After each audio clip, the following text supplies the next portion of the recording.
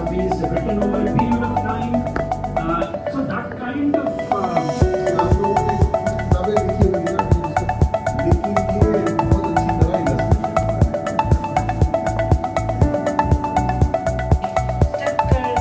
पेड़ के नीचे बैठ गई सोचा यूं ही सुस्त నమస్కారం, నా పేరు విజయ్ కుమార్ తడకమళ్ళ.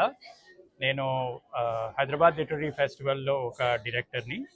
ఈరోజు ఇక్కడ అంతర్జాతీయ మాతృభాషా దినోత్సవం సందర్భంగా ఈ ప్రోగ్రాంలో పాల్గొనడం చాలా సంతోషంగా ఉంది. ఇది ఈరోజు మన జమీలా నిషాద్, ప్రముఖ ఉర్దూ రచయిత్రి, ఆమె రాసిన పుస్తకానికి ఇంగ్లీష్లోకి అనువాదం చేయబడింది. ఈ అనువాదం ఏదైతుందో అది ఉమా దామోదర్ శ్రీధర్, మన ఇంగ్లీష్ అండ్ ఫారిన్ లాంగ్వేజెస్ యూనివర్సిటీలో ఫ్రెంచ్ చెప్తారు. ఆమె ఇంగ్లీష్లోకి ట్రాన్స్లేట్ చేసిన బుక్ ఏదైతుందో అది ఇక్కడ రిలీజ్ తర్వాత దాని గురించి చర్చ జరిగింది. ఆ చర్చలో పాల్గొనడం చాలా సంతోషంగా ఉంది. ఈ పుస్తకం ఏదైతే ఉందో దీని ప్రత్యేకత ఏంటంటే, ఇది కేవలం ఉర్దూలో జమీలా నిషాద్ రాసిన పోయమ్స్ని ఇంగ్లీష్లోకి ట్రాన్స్లేట్ చేయడమే కాకుండా ఒక జర్మన్ ఆర్టిస్ట్ ఎవరైతే ఉన్నారో ఆమె దీనికి చాలా చాలా చాలా అందమైన, చాలా మనసుకు ఆకట్టుకునే విధంగా ఉన్న పెయింటింగ్స్ ఈ పుస్తకంలో ఉన్నాయన్నమాట. సో ఇటు ఉర్దూ పోయమ్స్ ఉన్నాయి, దాని ఇంగ్లీష్ ట్రాన్స్లేషన్ ఉంది, అలాగే దానికి తగ్గట్టుగా జర్మన్ ఆర్టిస్ట్ చేసిన పిక్చర్స్ కూడా ఉన్నాయన్నమాట. ఇది ఈ పుస్తకం యొక్క ప్రత్యేకత. Thank you. ఎప్పటికి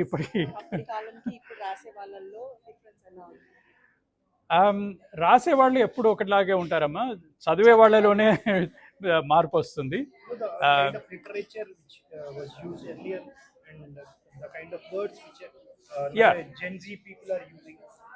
ఒకటేంటంటే ప్రతి జనరేషన్ వాళ్ళు కూడా తమ జనరేషనే బాగుండింది, ఇప్పుడు జనరేషన్ పాడైపోయింది అని అంటారు. అది ప్రతి ఒక్కళ్ళు చెప్పేదే.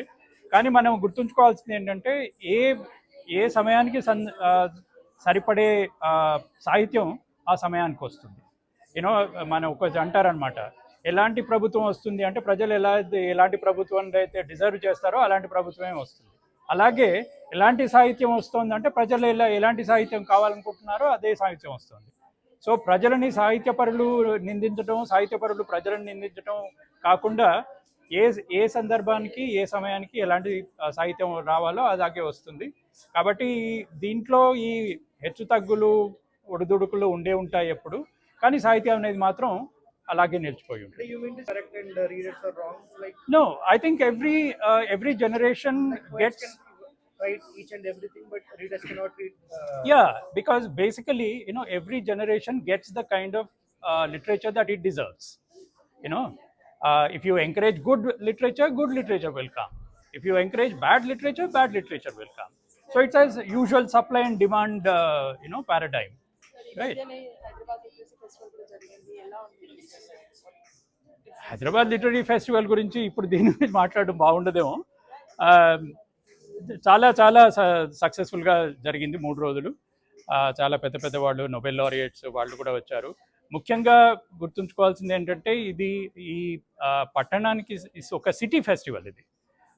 కాబట్టి సిటిజన్స్ యొక్క రెస్పాన్స్ ఏదైతే ఉందో చాలా చాలా మాకు సంతోషాన్ని కలిగించింది. దాదాపుగా 1,50,000 మంది పైన 3 రోజుల్లో ఈ సాహిత్య సభలకు వచ్చి మమ్మల్ని అందరినీ ఎంకరేజ్ చేశారు. నా పేరు జమీలా నిషాద్. నేను ఉర్దూలో పోయిటరీ రాస్తాను. ఈ పుస్తకంలో క్యాథరీనా అని జర్మన్ ఆర్టిస్ట్ పెయింటింగ్ కూడా చేశారు. ఉమా ఏమో ఇంగ్లీష్లో ట్రాన్స్లేషన్ చేశారు. ఈ పుస్తకం అసలు బియాండ్ ద బార్డర్స్ అనే టైటిల్ మనకు ఈరోజు. We have to talk about all people, solidarity with all the people around. In today's time, it is very essential for us to have this solidarity with not just women in the city, but also women around the world. So Katharina has given the perspective of around the world, and not just Katharina, but many people in US and Italy and Australia also felt that this is important that we have this book. And that is why Amita Desai, the director of Gati Centrum, and others, Forum for Creative Women Collective, has brought this out. It was actually the seed was sown in 2022, and now you can see the book in hand. And I really feel happy about it. I hope people will appreciate that. I'm sure the students, the youth will encourage such poetry, and it will go a long way. It's a long journey, it will continue.